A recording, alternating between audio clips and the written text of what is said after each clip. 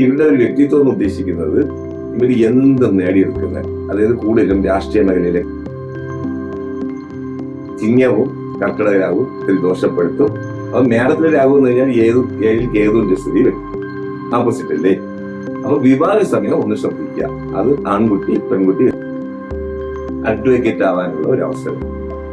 അത് വാക്ക് വന്മ എന്ന് പറയും. വാക്ക് വന്മ എന്ന് ഇരിക്കുന്നത് നമുക്ക് നല്ല ഒരു എങ്ങനെ പറയാം, സംസാര രീതി, എന്ത് നേടിയെടുക്കാനുള്ള.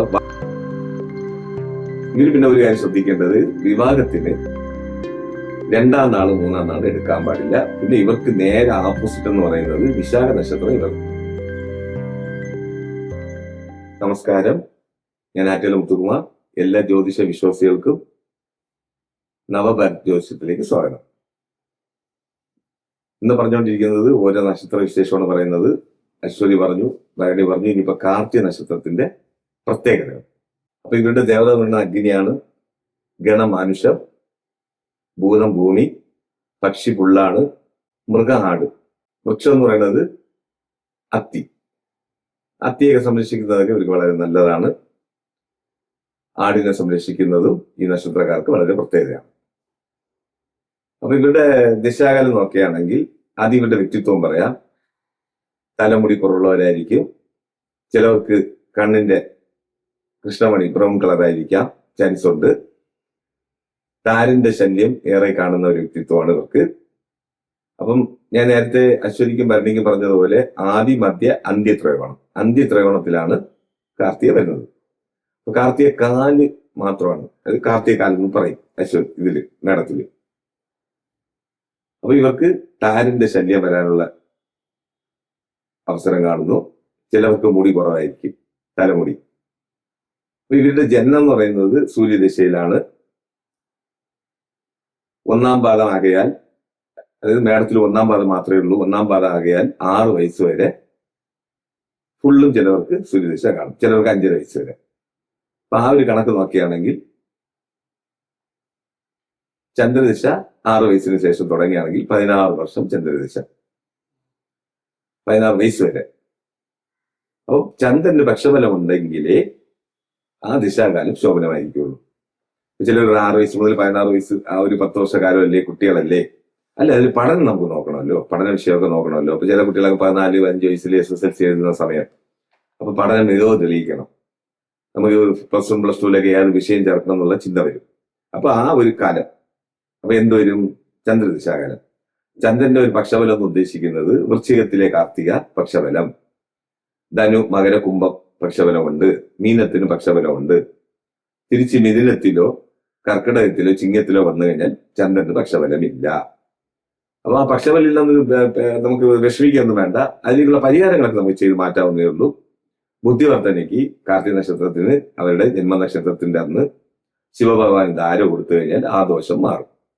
അപ്പൊ ഇത് കഴിഞ്ഞ് പറഞ്ഞ കുജദശ, അത് കുജദശ, കുജൻ രാശിയിൽ ചന്ദ്രന്റെ കൂടെ വരുന്നത് വളരെ പ്രത്യേകതയാണ്.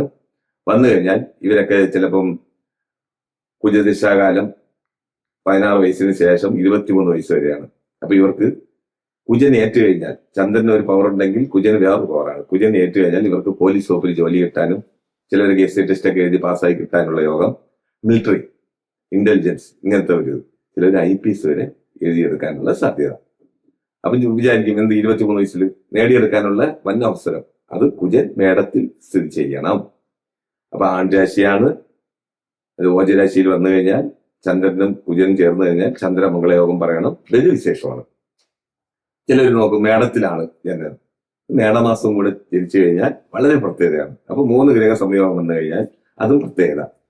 രവി കുജ ചന്ദ്രൻ മേടത്തിൽ വന്നു കഴിഞ്ഞാൽ അത് വലിയ പ്രത്യേകതയാണ്. ഇപ്പൊ ലഗ്നം ഏതാണെങ്കിൽ ആയിക്കോട്ടെ.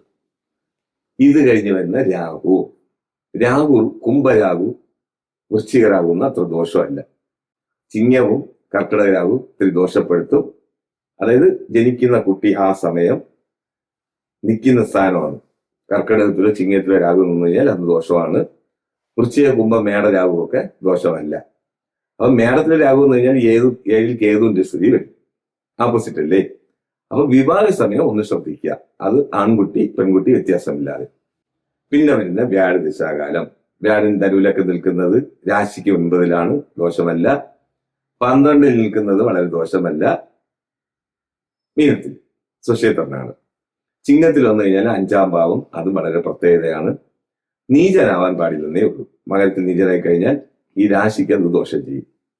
അപ്പൊ ഇവരുടെ ഒരു വ്യക്തിത്വം എന്ന് ഉദ്ദേശിക്കുന്നത് ഇവർ എന്തും നേടിയെടുക്കുന്നത്, അതായത് കൂടുതലും രാഷ്ട്രീയ മേഖലയിലേക്ക് നമുക്ക് നോക്കാൻ പറ്റും. ഇവരെ ഈ കാർത്തിക നക്ഷത്രം കൂടുതലും രാഷ്ട്രീയ മേഖലയിൽ, ഇപ്പൊ നമ്മള് ഉത്സവം എടുക്കുകയാണെങ്കിൽ നേരത്തെ പറഞ്ഞില്ലേ മീനഭരണി, കുംഭഭരണി, കാർത്തികയുടെ ഒരു വിശേഷം എന്ന് ഉദ്ദേശിക്കുന്നത് ആറ്റുവൻ ക്ഷേത്രം കാർത്തികയ്ക്കാണ് അവിടെ പാട്ട് തുടങ്ങുന്നത്. അതായത് ആറ്റുകാലന്മാരെ കണ്ണകിയുടെ നക്ഷത്രം എന്ന് പറയുന്നത് കാർത്തികയാണ്. അപ്പൊ അതിന്റെ ഒരു പ്രത്യേകത അഡ്വക്കേറ്റ് ആവാനുള്ള ഒരു അവസരം. അത് വാക്ക് വന്മ എന്ന് പറയും. വാക്ക് വന്മ എന്ന് ഉദ്ദേശിക്കുന്നത് നമുക്ക് നല്ല ഒരു എങ്ങനെ പറയാം, സംസാര രീതി, എന്തും നേടിയെടുക്കാനുള്ള വാക്ചാതുര്യം, അങ്ങനെയും പറയാം. ഇത്രയാണ് ഈ കാർത്തിക നക്ഷത്രത്തിന് വിശേഷം.